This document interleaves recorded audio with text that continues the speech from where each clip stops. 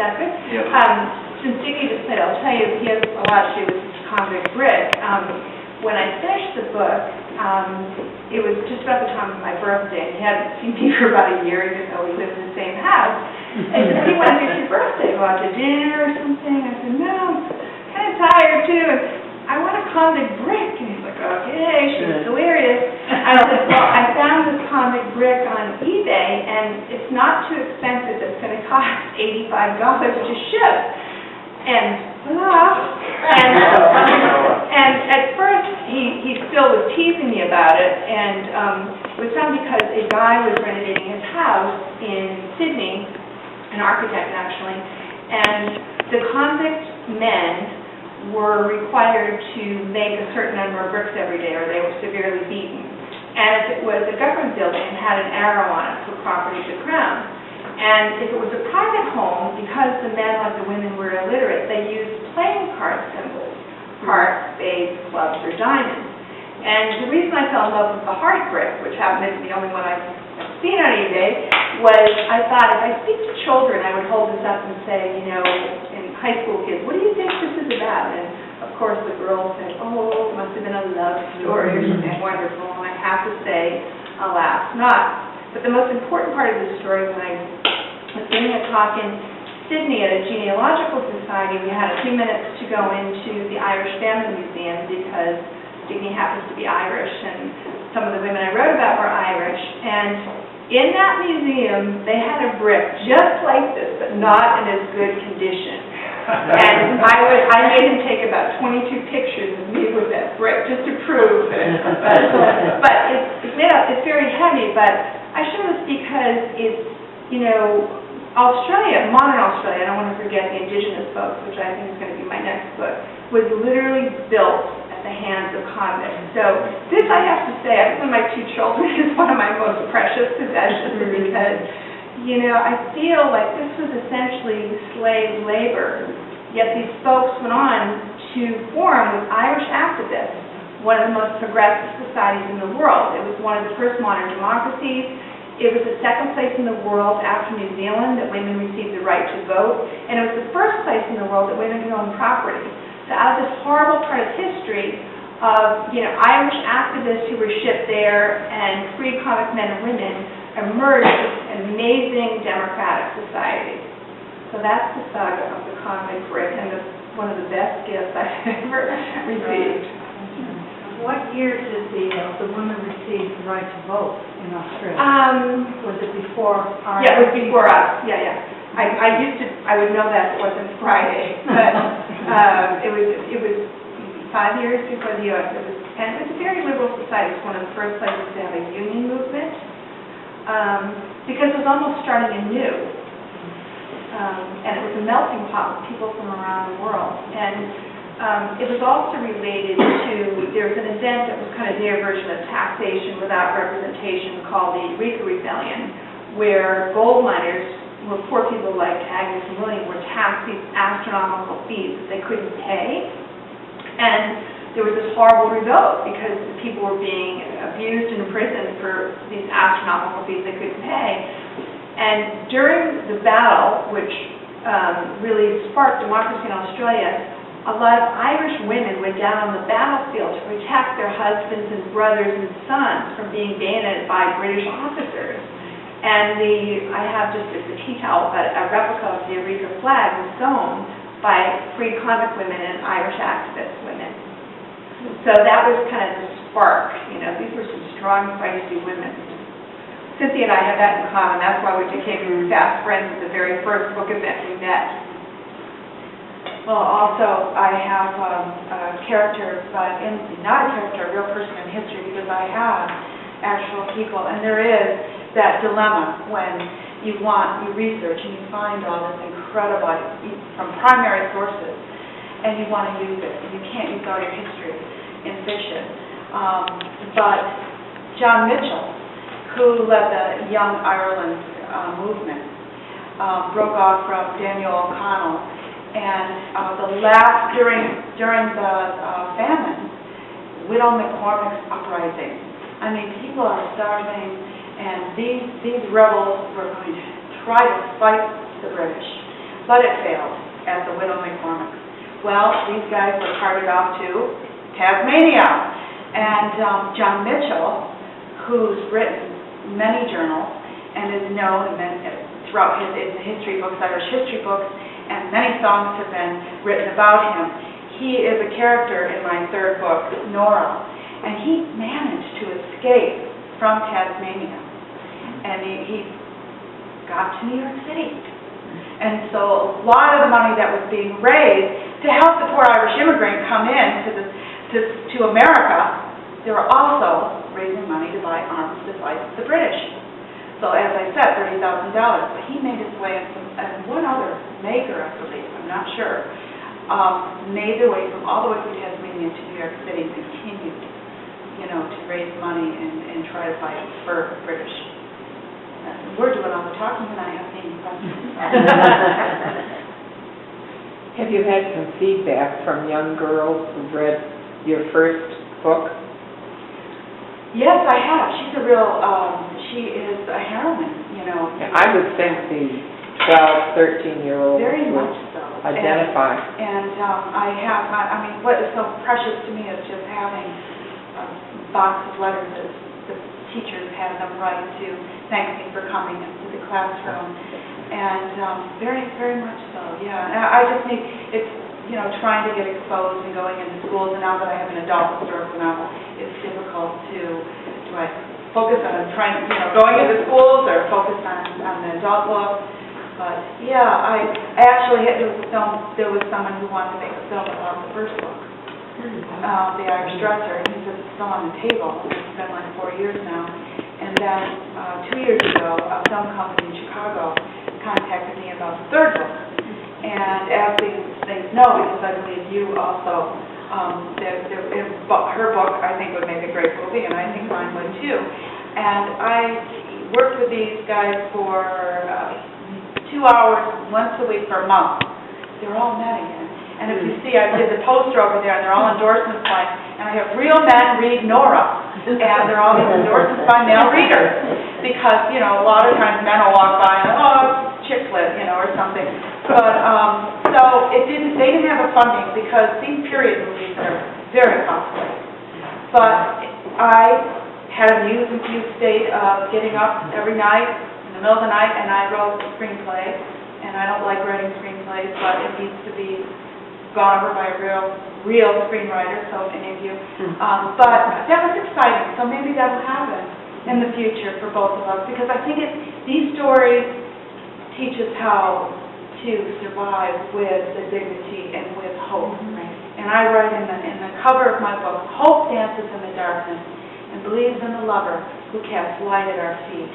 And that came about through myriad of rejection letters, and it was on a St. Patrick's Day, and I danced in the dark to Irish music until I felt that hope coming to my feet.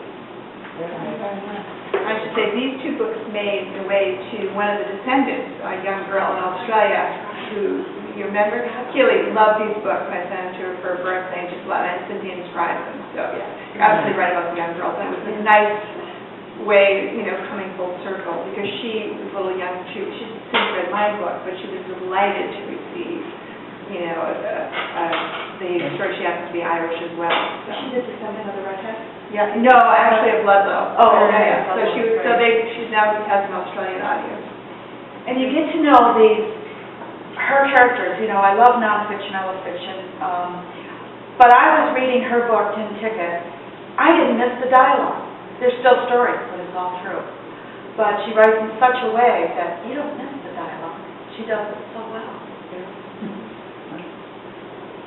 And I was saying, too, earlier before we started about, I think one of the reasons that Cynthia and I both write is we have this crazy notion we'd like to change the world, and women can make the world a better place. And one of the reasons I love Elizabeth Fry is because it's a theme of one person making a difference.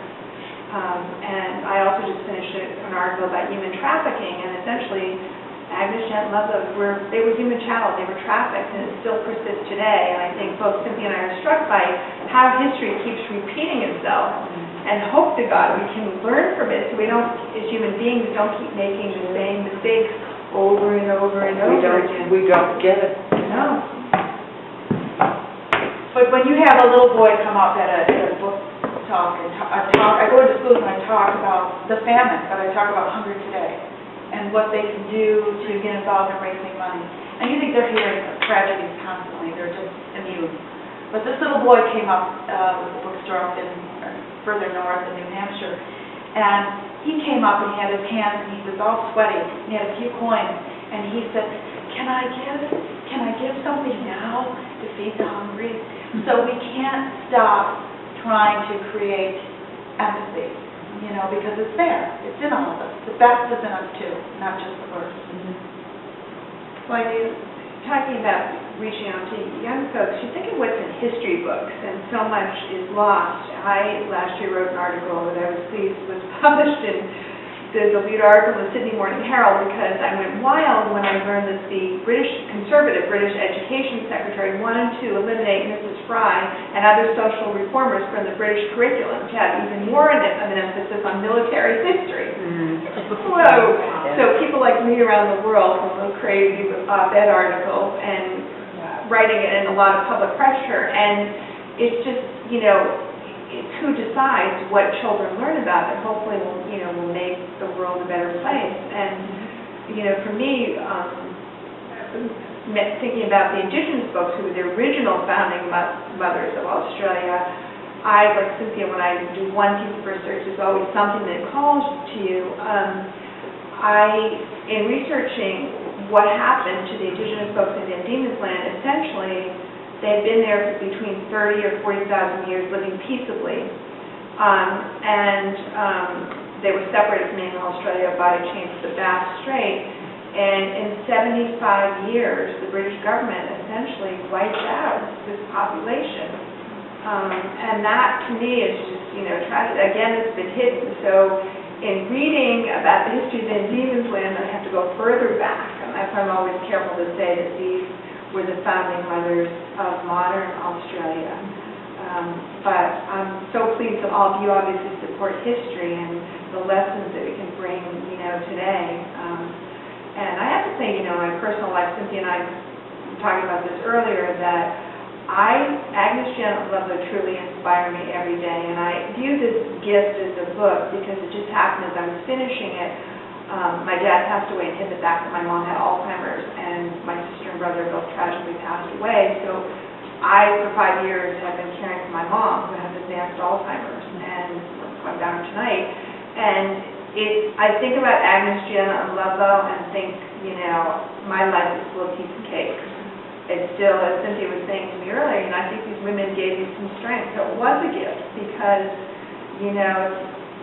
I put my life on hold for 5 years to care for her, but I think about Agnes Janet Ludlow, and I don't have a thing to complain about, not a single thing to complain about. And I feel, strength coming from these women's history, and I feel it's a privilege to get to know the kind of strong women Cynthia and I have gotten to know. It's humbling, if anything else. It's humbling and it's a privilege. I think that's why it takes both of us so long to write our books, because we want to get it right.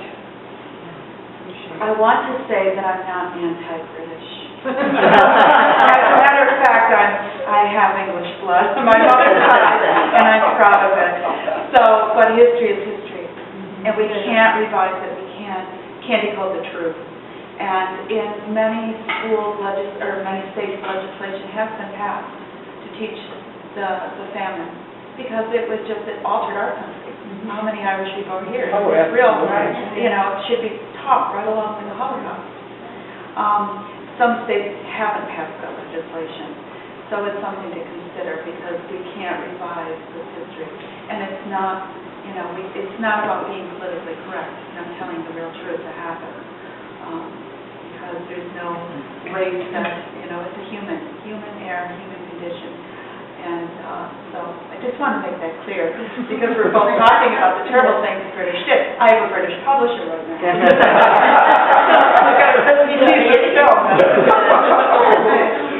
Well, talking about the history Irish history being revealed, when I first started the book, I wanted to write about a girl named Bridget Mulligan, who was shipped in the aftermath of Great Hunger on Grunt Moor for stealing a petticoat and a tin of milk with her best friend.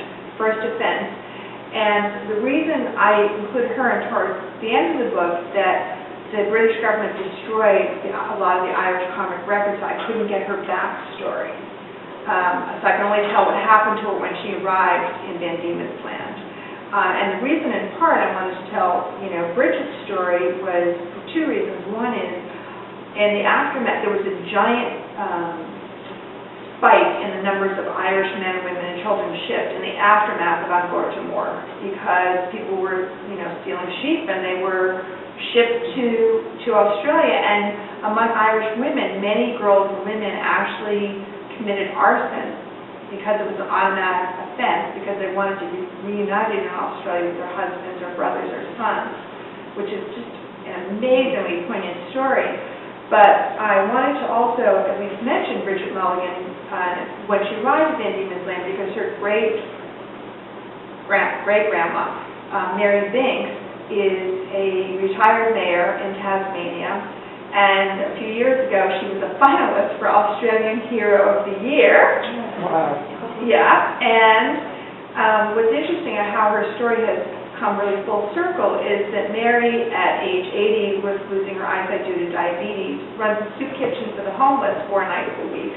She got the Prime Minister to give her one van, she's trying to get another, and she has disadvantaged and troubled youth make all the food, and she talks about the fact how a lot of her clients are people who are shipped from Melbourne, dumped in Tasmania, people who are mentally ill or alcoholism, given a one-way ticket, just like her great-great-grandma, Bridget Mulligan, was given a one-way ticket, disposed of, and now she's serving, these people. And I think that's a really important part of the story about survival, that these beautiful people doing amazing things today wouldn't be here had their great-great-grandmas or great-great-grandfathers not had the incredible courage and will to survive and to live another day.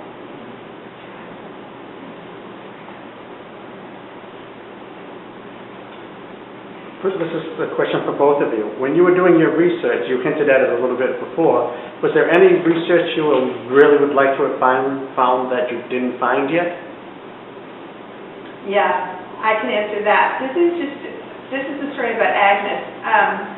After the book was published, one of the most gratifying things that happened was research after the book, but I'm still researching it for the reasons I'll explain in a minute. Descendants of Agnes, Janet, and Ludlow were connecting with one another, people who didn't know that they were related, which was very gratifying.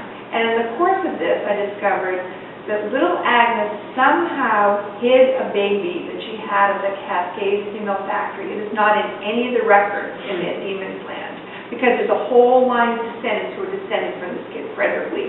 He's hidden. We discovered through the descendants that there's a church record that Agnes was his mom, and later in life he was reunited with Agnes, and William must have been a stepdad. So we are trying to untangle, somehow little Agnes had a baby, about the same time actually Janet had a baby, and it was all in all the records, not in any of the orphanage records, not in any of the prison records, a baby she somehow hid. Maybe with a settler, for a few years she was out in the country working, maybe the father took care of him, maybe it was a wealthy person, maybe it was a dignitary. Somehow the clever Agnes hid her child who was not shipped to the orphanage, and they were later reunited.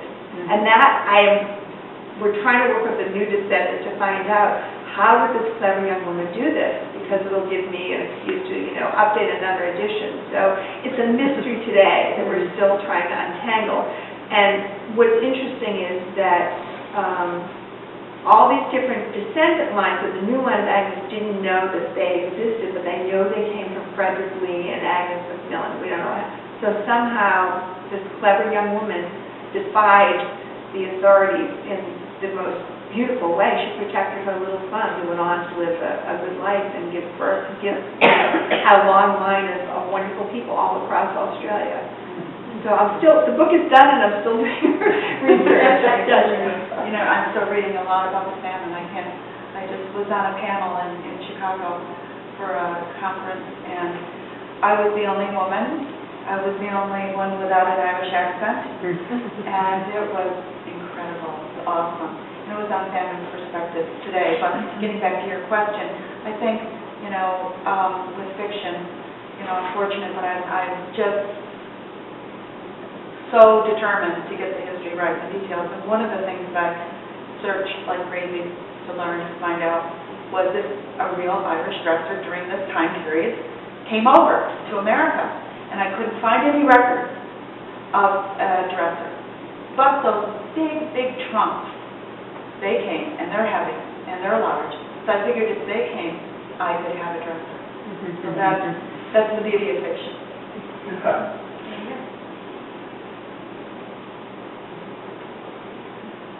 Anyone else? Feel both of your passion on what you've found and how you've got both inspired by someone else. If you could see them today, what would you say to them? I'd say thank you. Yeah, thank you. Seriously, it brought me on a journey that was very unexpected, and as I said on a personal note, I do think it was some kind of a gift that in the time I started to finish the book, I essentially lost the entire, through death and then my mom's Alzheimer's, so like the entire family I grew up with. And in the course of this, we became fast friends with the descendant families. And, they email us all the time, we talk all the time, and we stay with them, and they're non-dysfunctional, wonderful families. And I feel like that, the gift I've been given by, you'll see in the video, there are two sisters of Ludlow who are aptly named Glad and Joy. And I had a book tour scheduled for Australia 2 months after my sister passed away 3 years ago, and I still had to go, so I was very sad. And when Glad and Joy picked me up at the airport, they said, "You've lost one sister, but you've gained two." I'm like, oh, I am so lucky, and they're warm and funny. And on one of the trips, my son came with us. He had a lot of vacation time, and all I had to do was stay at the airport. And he was ready to stay with Mary Banks because she made an 8-course Irish feast. So the gift of friendship, people I never would have met, and that to me, I just would say thank you. I'm privileged and humbled to have met you, and the descendants are happy, so that's the thank you I've been given to them. And I feel like the gift of friendship and adopted families, does it get any better than that? I think I would say the same, but I still feel Nora's with me. As I write this next novel, I wonder, just if I'm a descendant. I don't know. I wasn't raised with my Irish father. I did use my Irish last name. But with all these experiences, I do believe I'm writing about a real person. And so she's with me. And when I begin to work, I think in our country, we don't do ancestor worship. I think we need to listen more, and they will speak to us. And they, more than Memorial Day, honoring those who have passed, because they do, and I feel it. And I begin my day, and my great-grandmother was a woman, was History Month, one of the first women on my mom's side, the English side, who rode a horse to Mansfield State College in Pennsylvania, and one of the first women to graduate from that school. And I'm fortunate to have, she studied art, and I have one of her old paintings. And so I call upon them and their strength and fortitude and dreams. And I know they're cheering me on. I feel it. Have both of you done your own house, family genealogy? Sparked yourself? I've dumped on my mom's side, yes, but not on the Irish side. And it's all right for now. I have Farrell's on my side, and when you heard speak of her family, I read an article in one of the genealogy books that I'm subscribed to, and I said, I wonder if they came over because of that. Their family is very hard to find. Everybody sticks with. You see the Mormons, they kept the record. Yeah, I can't find the family in the Mormons even. Oh, really? Yeah. But speaking of that, it's like, well, I might end up having to find a bunch of the family and what they came over. Always a mystery of what family. Keep you going. Well, Dickie actually is working on getting Irish citizenship, and Parker as a musician, I'll have with gigs, and so we went a year and a half ago, and he said, I gotta go, and I said, we can't possibly just take a vacation or write an art, heaven forbid, we should take a vacation, so, even though research, so I booked a bunch of talks in Ireland, I wrote a bunch of libraries, and, while he was researching it, and we still haven't found, we need one more document for his grandpa, but I was giving a talk in City, which I'm probably going to City. And this wonderful little library, and they had, it was a rainy night, and 60 people came out, and at the end, the woman said to me, she was talking to Diggy about his heritage, and of course I love him because he's Irish, and I'm a little Irish in me, and she said, do you know the song "The Fields of Athenry"? And I said, yeah, a little bit. And she started singing it, and then suddenly the whole room, 60 people, was singing to me. So this is like more incentive to find. We didn't find the one record we were looking for, but at least we found the Irish soul. Like, you know, it was just a beautiful. I know. Yeah, and the connection of people around the world with history is a beautiful connection. I wouldn't have been to these amazing places had I not met the people. It was strange because I was talking to my friend and saying that your song reminded me of the field. So. Oh, yeah. Big compliment, Diggy. Yeah, compliment. Wonderful song.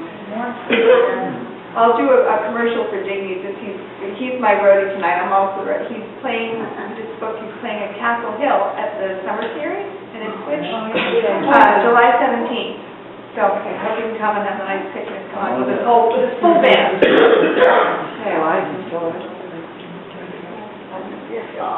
So thank you all so much for coming. We're going to gather informally down there. Thank you. Thank you so much. Yeah, thank you.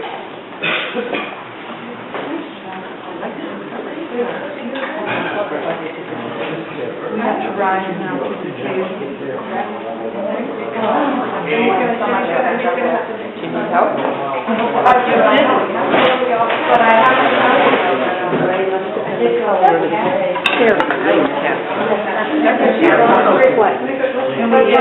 Oh, yes, we did.